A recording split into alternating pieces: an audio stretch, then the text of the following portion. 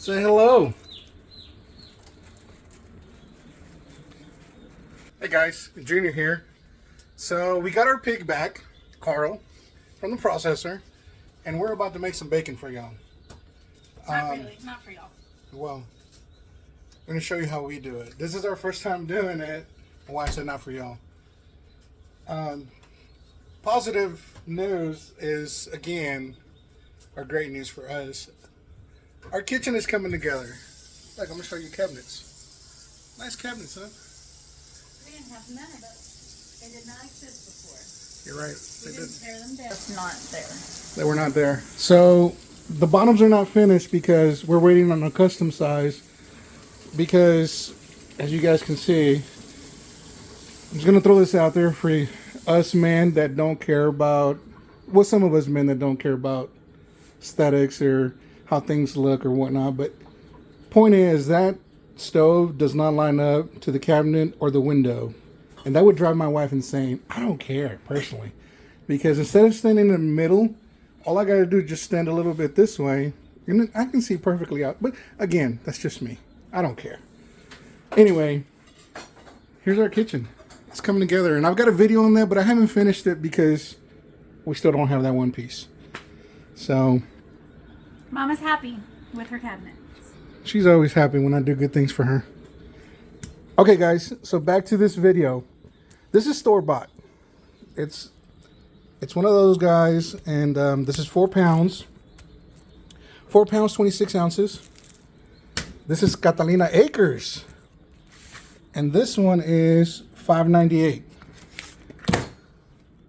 Look at that. It's not because it's fresh, because it was frozen. We thawed it out. But this is Cooney pork belly. It's got a lot of fat in it. Tons of fat. But I think that's what makes bacon great, right? But it also has some beautiful fat lining in there with that meat. Look at that meat. I think it's gonna be great. Now, not to disown or discourage this, because if you guys want to make bacon, you have access to Cooney pig or fresh pig, or you just go to Sam's and get you one of these. Again, there's nothing wrong with this one, but the color is definitely different. It's not as rich as this. Look at that. It's a big difference. But again, guys, do not get discouraged because you can't find it. You can still try it. Now, we're going to make bacon 3 different ways. Okay, we're going to have a wet brine. We're going to have a vacuum sealed brine. And then we're also going to have, I guess what I'm going to consider it to be as a dry brine. So we're going to show you all those. So let's start with the wet one. I already have 2 cups of salt. And that's just going to go right in there. And we're going to use 2 gallons of water for 10 pounds of meat. So this meat, or this pork belly, is going to go right in here. Okay? And then for our curing salt, we're using this one right here. And it's 2 teaspoons for 10 pounds of meat. And Happen to have 10 pounds. it just worked out that way. Wink, wink, hint, hint. And then we got brown sugar. So I'm going to use 1 cup of brown sugar. I'll measure. You're going to measure? Okay, and I'm just going to stir this. Okay, guys, so I didn't think this through. Now, we are using kosher salt, which is what, a lot of people do recommend using. I didn't think it through because it's the coarse grain, which means that this is going to take me forever. And then we need 2 teaspoons. So when I started doing a lot of these recipes and whatnot, I'm dyslexic, y'all. And I read numbers backwards a lot of the times, and I say things backwards. And a lot of my recipes that I would do tablespoons instead of teaspoons. That's a big difference, but it's okay. It'll be all right. Here we go. So I'm using this.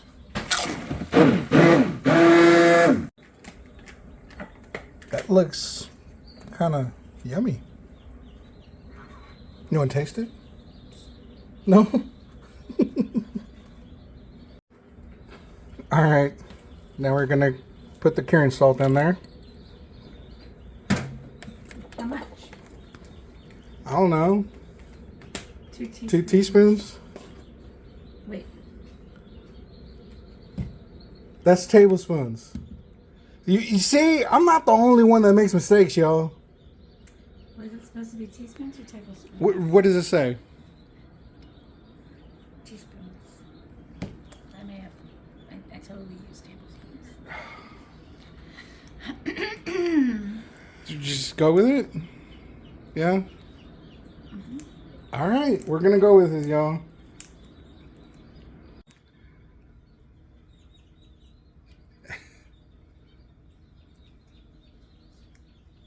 My wife went outside. One of her friends came over to pick up some stuff, so I just went ahead and did a new batch. I'm just waiting for the water to finish processing through because we have a filtration system here. So I'm just waiting for that water. And I, yeah.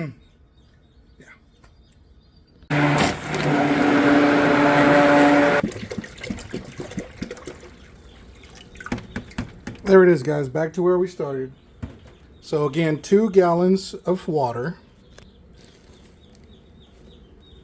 2 cups of kosher salt. Now, again, I did the coarse grade or grain. I don't recommend doing it, or else you're gonna have to sit here and do this. So just get the fine one for the liquid. That way you don't have to struggle so much. And then the sugar, again, just brown sugar. And you don't have to use the sugar. I'm using it because I don't want it to be too salty. That's just my preference. And then again, we're doing teaspoons. Teaspoons, not tablespoons. Took it out of the bag. This is what ours looks like. This is our, and then that's a store-bought. So that's a big difference. And then thickness, they're about, well, this one's got, they're about the same, I think. The brine is completed, and they're about to go in the brine. I'm just gonna lay it in there. Then we'll figure out a way to weigh them down.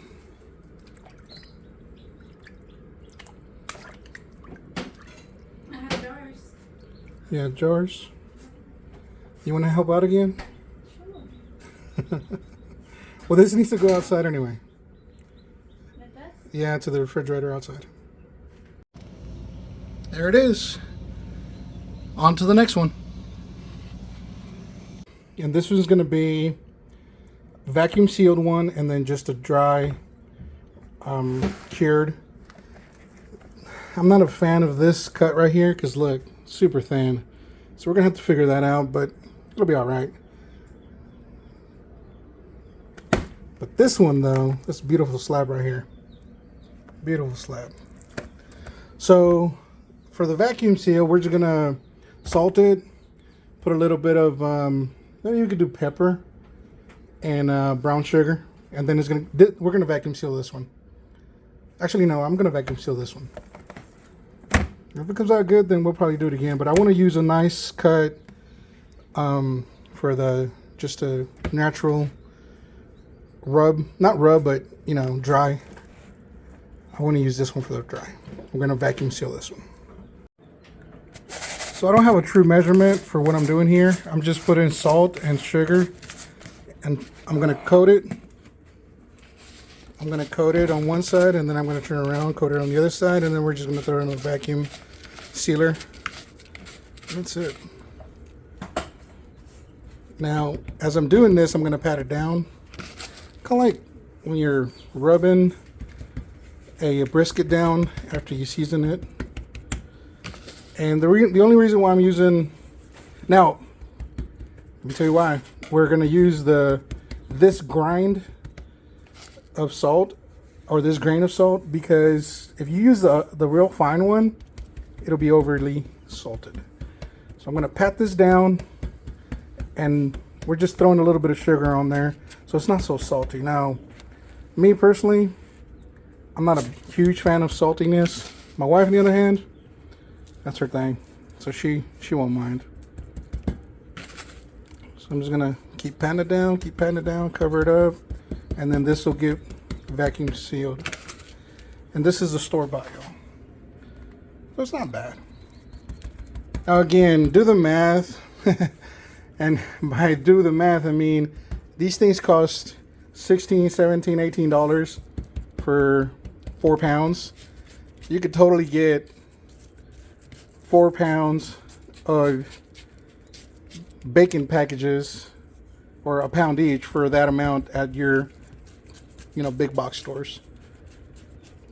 And but again, this is homemade. You could totally do this. Now, this video is just going to show us doing the brine. I'm not going to do the smoke here because we got to let it rest for 7 days. So you won't see that. You'll have to catch up on the next video. So I made a big old bag. I'm just going to double it up, y'all. I'm not going to do individuals. So this is the other funky looking one, and I'm just going to go ahead and use it as a vacuum seal. Like I said, I just want to try this. We've never done this before. I haven't done it before. I don't think my wife has, unless she did in her previous life, but she's not a fan of trying to do things like this. I am. I like this kind of stuff. Like I said, when they said that we were not going to get bacon, I wasn't mad. I mean, I was right then and there, but then I was like, hey, hold up. I can do what I wanted to do a long time ago, which is make bacon here at home. Again, guys, the way things are going in this life here in the great old US of A, people are starting to put boundaries on how we live and what we like and what to like, and I'm not a fan of that. I don't go around telling people what to do and how to do it. And again, guys, this is our journey. We're just sharing it with you guys. If you've made it this far in the video, you're more than welcome to keep following along. But if you don't agree with what we do or how we do it, hey guys, by all means, change the channel or stop watching us or give us better review, whatever, you know, I don't care. But if you like what we do and how we do it, and you want to continue following us, again, this is a journey for us that we're just sharing. More than anything, it was my idea to create this channel, not my wife. You know, she's got other things to do in her every day. I'm the one that wanted to do this because I think it's important to share, you know, the things that we do know, because there could be somebody out there that doesn't know and they want to try it. You know, hey, if Junior can do it, I want to try it, you know, that type of mentality. But so there it is. Is this the right way of doing it? Probably not. But you know what? We're going to try and we're going to find out. Baby, you want to help me? Yeah. Open this bag up for me and then it's all yours. You can seal it up.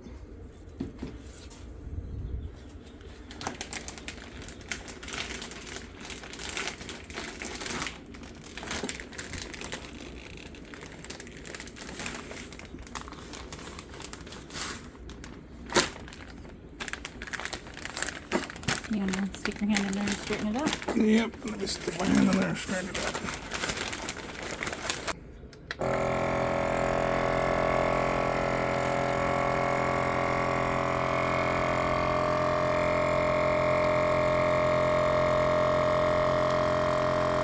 We definitely got to get a better vacuum sealer.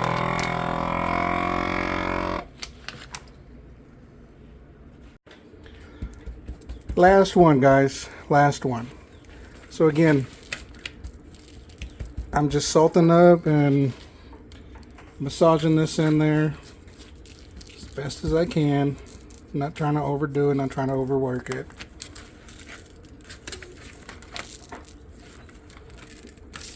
It's very hard to do this with one hand. But you know what? Let's get this other bad boy in here. Okay, so that's done. I've got a little bit salt, sugar left over. Probably add a little bit more salt there, or not. But here's a rack. So that rack is gonna sit there for us, and our meat is gonna go right in here.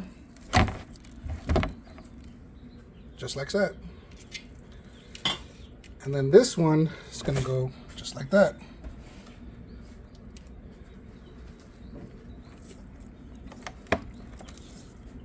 That part is already done. This part needs to be done. That part needs to be done. That part's been done. So sprinkle it on, massage it in. Sprinkle it on, massage it in. Now, these guys, I'll probably go in there and flip every day. I don't have to, but I'm gonna try that method. I've seen a couple of people do that. Now we should have some liquid down at the bottom, and that's the reason why I wanted to put that rack in there, because a lot of the people that do this have to go in there, drain it out and whatnot. I'm not going to drain it out. I'm trying to do this the most efficient way for us. Other people will do double bins, and the top one will have holes in it so it'll drain down. I'm finding that this might be the easiest way for us to do it, which is to put that rack in there. And then that way they're brine in. This will be a dry brine instead of a wet brine. Because as the moisture is leaving this piece of meat, that water will sit down there. So you basically have salty water that, you know, you get it. You get the concept. Wet brine, dry brine, vacuum brine, beer, root beer. So this video is over, guys, and thank you for, coming along, hanging out with us while we, try these crazy things. So we'll see what happens. We'll be playing around with this for about 7 days, and then I'll throw it in the smoker. So I'll definitely be making a video on that, on the smoker. We're gonna try to do a cold smoke. I've got an old smoker that has been torn apart, and then I'm gonna create a little burner box, and then I'm just gonna run a vent pipe and go from there. We'll see if it works. We're gonna try it out. Like I said, worst case, it doesn't work out. And if it does, then we'll keep working on making it even better, because that's what it's about. So again, thank you guys. Appreciate y'all.